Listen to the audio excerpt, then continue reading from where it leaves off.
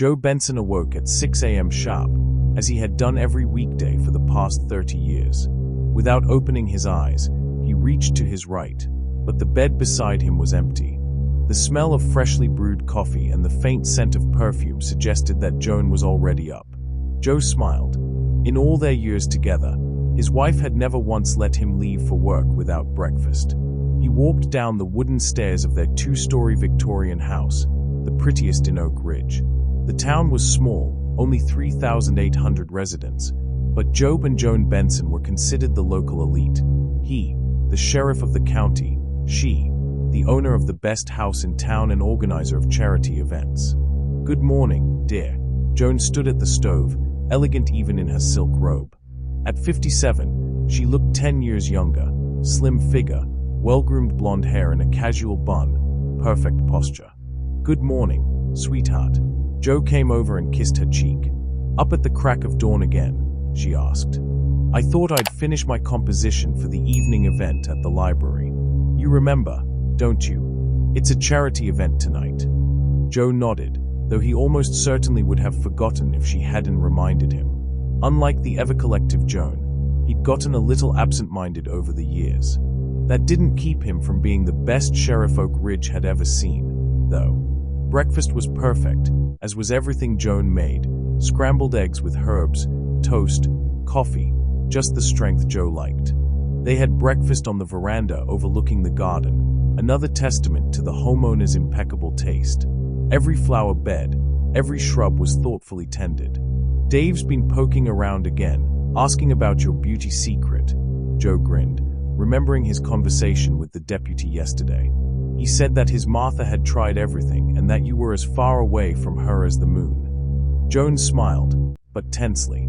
"Tell him the secret is a happy marriage. When you wake up 30 years later with a man who looks at you like you're the eighth wonder of the world, you don't need any beauticians." They met in Michigan 32 years ago. Joe, then a young police officer, noticed Joan at a charity ball. She stood out among the other girls, not flashy beauty, but a special grace and confidence. It took 2 months of courtship to achieve a first date, and another 6 months to propose. Joan told little about her past. She grew up in an orphanage, never knowing her parents. Her only relative was her brother Robert, with whom she had long since lost touch. Joe never insisted on details. Everyone has a right to their secrets, especially if they hurt. A year after their marriage, they moved to Oak Ridge, where Joe was offered a position as a deputy sheriff. Joan supported him, even though it meant leaving a prestigious job at a design firm. She quickly found herself in a small town, turning their home into a cultural center. "Are you going to be late tonight?" Joan asked, picking up the dishes. "I'll try to be back by 6 so I can make it to your event," Joe answered, putting on his uniform hat. Unless something happens in Oak Ridge. There was rarely anything more serious than petty hooliganism or family quarrels. The last murder had been 5 years ago, when Farmer Johnson had shot his neighbor over a boundary dispute. Joe kissed his wife and headed for the service pickup. As he drove down Main Street, he waved to people he knew. As usual, everyone knew each other here, and the Bensons were universally respected. Dave Miller, his deputy and friend of 25 years, was already at the station. "Coffee?" Dave asked, in lieu of a greeting. "No thanks, just had breakfast." Joe hung up his hat and sat at his desk, reviewing the night's reports. "Anything interesting?" "It's all quiet. Only Mrs. Parker was complaining about the teenagers at the supermarket again. Typical Oak Ridge day." Joe checked the patrol cars, had a brief meeting with his subordinates, went to the school for a preventative talk, and after lunch, he stopped by City Hall to discuss the budget for the next quarter. He got home earlier than usual, around 5. He wanted to surprise Joan, but it seemed he'd surprised himself. Her car wasn't in the driveway. Strange, usually, before events, she spent the whole day at home getting ready. Joe opened the door with his key and walked into the hallway. "Joan," he called out, but the house was empty. There was a note on the kitchen table. "Had to make an emergency trip to Michigan to get materials for the composition. Be back by 6. Dinner's in the oven. Kisses." Michigan was an hour away. Strange she hadn't called. Joe pulled out his phone and dialed Joan's number, but the call went to voicemail. He shrugged and went upstairs to change. That evening, at the library, Joan shone as usual. No one would have suspected that even during the day, she had been agitated and distracted for the past 2 weeks. Joe had noticed the change, the nervous movements, the lost look, the whispering on the phone late at night. At first, he wrote it off as a normal malaise or fatigue, but today's sudden trip alerted him. Joe's buddy, Jack Morrison, a neighbor and longtime friend, clapped him on the shoulder. "Your Joan has outdone herself again. Look how beautiful it is." The centerpiece of the table was an arrangement of fresh flowers and dried herbs so artfully arranged that they seemed to dance in the air. "I can't take my eyes off it," said Susan, Jack's wife. "Talent," Joe replied simply, proudly watching his wife interact with the guests. Bill Carpenter, the owner of a local restaurant, approached him. "Your wife is a real treasure, Sheriff. I swear she's only gotten more beautiful in 30 years. Joe nodded. It was true. Joan kept herself in great shape, regular exercise, proper nutrition, expensive cosmetic procedures. They could afford it. The sheriff's salary wasn't bad, and Joan worked part-time as an interior designer. The evening was a success. Joan raised a record $188,000 for the children's ward of the hospital. When they returned home, Joe felt proud of his wife, but couldn't shake a vague anxiety. "How was the trip to Michigan?" he asked, as if by the way, as they were getting ready for bed. Joan froze for a moment. "It was fine. The flower store almost let me down, but I managed to get everything. You could have called. I would have gone. It was too spontaneous." She quickly changed into her nightgown and slid under the covers. "I'm tired. Let's go to sleep." Joe wanted to ask something else, but decided not to insist. Joan turned off the light and turned her back to the wall. Unusual behavior for a woman who had spent 30 years falling asleep in his arms. For the next few days, Joe watched his wife carefully. She tried to behave as usual, but he knew her too well. Something was definitely wrong. Twice, he noticed her whispering on the phone, and when she saw him, she quickly dropped the call. On Friday, when Joe got home early, the phone rang while Joan was in the shower. He picked up the handset automatically. "Hello, Donahue Residence." A male voice on the other end asked. "Joan, it's me. I have the results. We need to talk." "I'm sorry, this is her husband," Joe replied. The pause. I'm sorry, I got the wrong number." The call was cut off. When Joan came downstairs, Joe told her about the strange call. Some man had called, talking about results. Joan turned pale but quickly pulled herself together. The debt collectors must have gotten the wrong number again. That's the 3rd time this month. "But he asked for you by name." "Maybe it's about the last order." She shrugged and changed the subject. "What are we doing this weekend?" "Jack invited us over for a barbecue." Joe nodded, deciding to hold off on asking for now. Perhaps all these little things were forming a far-fetched picture in his head, but his intuition, which had rarely failed him in his 25 years on the force, said otherwise. They did go to Jack Morrison's house for a barbecue on Saturday. Jack, a former military doctor and now a consultant at a local clinic, grilled steaks and told tales from his practice. Susan and Joan discussed the new school program. Susan worked as a teacher. The evening was warm and pleasant, but Joe couldn't quite relax. He noticed Joan flinch when her phone vibrated. She apologized and stepped back into the garden to answer it. When she returned, 5 minutes later, she looked pale. "Is everything all right?" Joe asked. "Yeah, just a client about a design project. We'll have to go to Michigan next week." Joe nodded but noticed Jack cast Joan an odd look, a doctor's habit of picking up on symptoms. They got home late. Joan went straight upstairs, citing a headache. Joe stayed in the living room, pondering whether to confront her. Something was clearly going on, and it was something Joan was keeping from him. He went upstairs. Half an hour later, his wife was already asleep, or pretending to be asleep. There was a phone on her bedside table. Joe knew he shouldn't do this, but the anxiety overpowered him. He gingerly picked up the phone. The screen was locked, but the notification of a new message was still hanging. Robert, results confirmed. Time is short. We need to. The text cut off. Robert, the brother she supposedly hadn't spoken to in years. Joe put the phone down and lay next to his wife. Joan didn't move, but he sensed she was awake. He decided he would be sure to talk to her tomorrow. Whatever problems arose, they would deal with them together, as they always had. But in the morning, Joan got up before he did and left, leaving a note. Urgently called to Michigan. I'll be back tonight. Don't worry. Love. The flawless life they'd been building for 30 years was suddenly covered in cracks, and Joe had no idea what was going on. Joan returned late in the afternoon. Joe was sitting in the living room, pretending to watch a baseball game, although he couldn't really concentrate on the game. He heard the sound of the door opening and was relieved. "Hi," Joan said as she entered the room. She looked exhausted but tried to smile. "Sorry for the sudden departure. Is everything okay?" Joe asked, turning off the TV.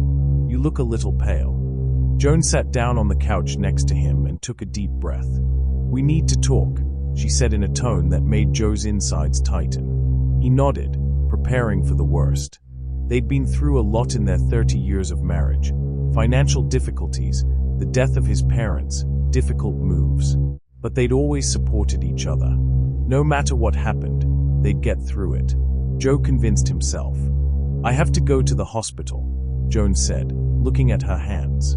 "In Michigan." "What?" Joe's heart skipped a beat. "What's wrong?" "Kidney problems." She looked up. "Nothing fatal. Don't worry.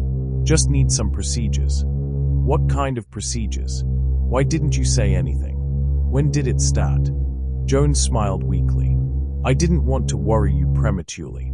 I had the checkup 2 weeks ago, when I went to get materials for the fundraiser. I was told the results today."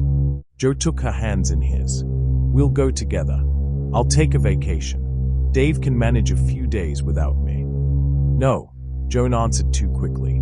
"That won't be necessary. The procedure is simple. It'll only take a few days. Besides, you have an important meeting with the district attorney on Wednesday." "To hell with the meeting," Joe exclaimed. "This is about your health." Joan squeezed his hand. "Please, Joe. I'll feel better if you stay here and mind your own business.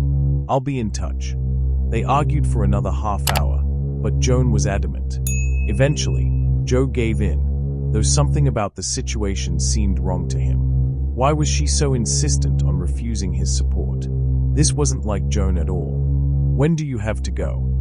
Joe asked at last. "Wednesday. I've already made arrangements with Dr. Fisher. He's an old friend of mine, my doctor in Michigan." Joe noticed the hesitation but didn't pay much attention to it. Joan looked really tired, and he decided not to push any further. They went upstairs, and for the first time in days, his wife fell asleep in his arms. Tuesday night, Joe came home early and caught Joan talking on the phone in the backyard. He didn't want to eavesdrop, but as he approached the porch door, he involuntarily heard a scrap of conversation. "All set. Dr. Fisher says the odds are good. Yes, I know the risks, but there's no other way. Of course, Robert. I love you too." She turned off the phone and stood motionless for a while, staring into space. Joe quietly backed away and walked into the house through the front door, slamming it loudly to warn of his arrival. "I'm home," he shouted. In the kitchen, Joan called back. When he entered, she was already standing at the stove, pretending to have been cooking dinner all along. Her cheeks were slightly flushed, but otherwise, she seemed calm. "How was your day?" she asked. "The usual," Joe replied, watching her. "And you?" "I packed for the hospital and arranged for Susan to take care of the flowers." Dinner passed in relative silence. Afterward, they sat on the veranda, drinking tea and looking at the stars. A long tradition they'd maintained throughout their years of marriage. "Do you remember our first night in this house?" Joan asked. "We sat here until dawn and dreamed of the future." Joe nodded. "You said you wanted to grow old on this veranda, holding my hands. And I haven't changed my mind." She squeezed his palm. "Whatever happens, Joe, know that you are the best thing that ever happened to me." There was a strange note of farewell in her voice that kept Joe awake all night. In the morning, he walked Joan to her car. She had brought a small suitcase with her, the bare minimum of necessities. "I'll call you when I get there," she promised, kissing him. "Don't worry about me." "Call me directly from the hospital," Joe asked. "And tell me the name of the clinic and the room number, just in case." Joan reluctantly agreed. As soon as her car was around the corner, Joe went back inside. He couldn't shake the sense of dread, as though the walls of their house were closing in. After all these years, there were still too many things he didn't know. And Joe was starting to wonder if he ever would. Joan had always said she didn't talk to her brother. Why hide such a small thing? "Where is she now?" Joe asked. "Pre-op prep. The surgery's tomorrow." "Why didn't she tell me the truth?" Robert sighed. "She knew you'd be against it. Donation is a serious risk, especially at our age." "I would never have stopped her from saving her brother," Joe countered. "But I have a right to know what's going on with my wife." Robert was silent for a long moment, staring out the window. Then he said, "Of course, you're right. It's just that Joan, she's always been very independent, and she loves you very much. She didn't want to bother you." Joe studied the face of his interlocutor. Something about the man seemed vaguely familiar, though he was sure he had never met Joan's brother before. "How long have you known about your illness?" he asked. "I was diagnosed 3 years ago. It wasn't so bad at first, but in the last few months it has worsened dramatically." "And Joan knew all this time?" "No, I only told her 2 weeks ago when it became clear that the transplant was necessary." "Why, huh? Aren't there other donors?" Robert looked at him with slight surprise. "There are 2 other options, but her kidney is a perfect match because we're identical twins." Joe frowned. "Identical? I never would have guessed that. You two don't look alike at all." "It happens," Robert shrugged. "Genes are a strange thing, Mr. Benson." There was a nurse standing in the doorway. "Are you related to the patient?" she asked. "I'm his brother-in-law," Joe answered. "The sister's husband. Mr. Clark needs to rest before his surgery tomorrow. You can come back tomorrow." "Sure." Joe stood up. "Can you tell me where my wife is right now?" "Joan Benson. She's a donor for Mr. Clark." "The donors are in the other wing," the nurse replied. "I'm afraid it's off limits right now because of the risk of infection. You'll be able to see her tomorrow after the operation." Joe nodded, realizing it was useless to argue. "Tell her I'm here, okay? And that I love her." "I will," the nurse smiled. Joe looked at Robert again. "Get well. We'll talk again." When he left the hospital, Joe got into his car. He was overcome with strange thoughts. Why had Joan lied about her brother all these years? Why hide the fact that she was going to be a donor? And that statement about identical twins? But deep down, he was glad that everything had been explained. His wife just wanted to save her brother without dragging him into the story. Joe decided to stay in Michigan for the night, checked into a small hotel near the hospital, and tried to sleep. But sleep wouldn't come. There were too many questions swirling around in his head. But one thing he knew for sure: tomorrow, he would see Joan and talk to her. Whatever secret she was keeping, they would find a way out together. The next morning, Joe was at the hospital by 8 o'clock. The surgery was scheduled to begin at 9 o'clock. He had hoped to see Joan before she was wheeled into the operating room, but he was again turned away, citing rules. "I just want to support my wife before the surgery," he insisted. "Mr. Benson, I understand your concern," the charge nurse said, "but the preoperative preparations have already begun. You will be able to see your wife after the operation in the recovery room." Joe gave up and settled into the waiting area. Time dragged agonizingly slow. He flipped through old magazines, occasionally went to the window, but his thoughts kept returning to Joan and her mysteries. Around noon, the same nurse approached him. "Mr. Benson, the operation was a success. Your wife is now in the recovery room. She's not quite out of anesthesia yet, but you're welcome to visit her." Joe followed the nurse down a long corridor to another wing of the building. They stopped at the door of the ward. "Just don't tire her out," the nurse warned. 15 minutes, no more." Joe nodded and went in. Joan was lying on the bed, pale and tired, but to his relief, alive and seemingly fine. She slowly turned her head and smiled when she saw him. "Hello," she whispered. "You made it after all." "Of course I did." Joe walked over and took her hand. "How could I not have come?" I didn't want you to worry. Her voice was weak. I met with Robert, Joe said. Why didn't you tell me the truth? Joan closed her eyes. It's hard to explain. We'll have time. He stroked her cheek. You rest now. I'm not going anywhere. A week had passed since the surgery. Joan was recovering faster than the doctors had expected. Robert's condition was also improving. His body had accepted the new kidney well. Joe had taken a 2-week vacation to care for his wife, and now they were home again in Oak Ridge. The evening air was filled with the fragrance of blossoming apple trees. Joe sat on the veranda, watching the last rays of the sun color the horizon with golden hues. Joan was resting upstairs, having taken a painkiller. She had been quiet and brooding the last few days, and though she attributed it to fatigue after the surgery, Joe sensed it was something else. The sound of a car pulling up made him turn his head. Jack Morrison, waving a 6-pack of beer, was heading toward the veranda. Thought I'd check on the heroine of the day, he smiled. How is she sleeping? Doctors say she's recovering well, but she needs rest. Then we'll keep it quiet. Jack sat down in a nearby chair and handed Joe a can of beer. To your wife's health. They clinked their cans together. Joe took a sip and leaned back, feeling the tension of the last few days begin to let go. You know, it never ceases to amaze me, he said. All these years, Joan had claimed to have had little contact with her brother, and it turns out they kept in touch. People hide strange things sometimes, Jack shrugged. Maybe there were some differences between them that she didn't want to talk about. Maybe, Joe nodded. Robert seems like a nice guy. It's just odd that they don't look alike at all, even though he claims they're identical twins. Jack, who was just taking a sip, choked. I'm sorry, what? He wiped his mouth with the back of his hand. Identical twins. Brother and sister. Yeah. Joe looked at his friend with a puzzled expression.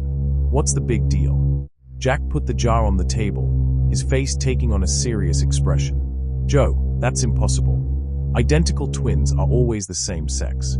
Always. It's when one fertilized egg splits into two. Genetically, they are identical, and a brother and sister can only be identical. Joe frowned. Are you sure? Positive, Jack replied. It's basic medicine. Ask any first-year medical student. Joe felt something chill inside. Why would Robert lie? Or was he really that ignorant about medical matters? Maybe he just got the terms mixed up. Not everyone knows the terminology, Joe suggested, not wanting to think of other possibilities. Maybe, Jack agreed, but there was doubt in his eyes. It's strange to hear that from someone who's getting an organ transplant, though. Usually, they're explained to them in great detail. They turned the conversation to other topics, work, baseball, the latest city news, but Jack's phrase stuck in Joe's mind like a splinter. By the time Jack left, it was quite dark. Joe went upstairs to check on Joan. She was still asleep, and in the faint nightlight, her face seemed peaceful, almost youthful. 30 years around this woman, he thought. Could she be hiding something so important? Joe went down to his office and turned on his computer. He typed identical twins into the search engine and started reading. Jack was right. Identical twins are always the same sex. It's a scientific fact that allows for no exceptions. Then why did Robert say they were identical? A mistake. A lie. And if a lie, why? Joe leaned back in his chair, trying to put together the disparate pieces of the puzzle. Something was eluding his grasp, something important. He remembered the oddities in Joan's behavior in recent years. She never spoke of her childhood, always avoided talking about the period before they met. He put it down to painful memories of life in the orphanage. But what if the reason was something else? Joe spent the night without sleep, tossing and turning on the living room couch so as not to wake Joan. Thoughts swirled in his head like vultures over prey. In the morning, as the first rays of sunlight touched the windows, he made a decision. He needed to talk to Robert again, face to face, without Joan. I'll go grocery shopping, he told his wife over breakfast.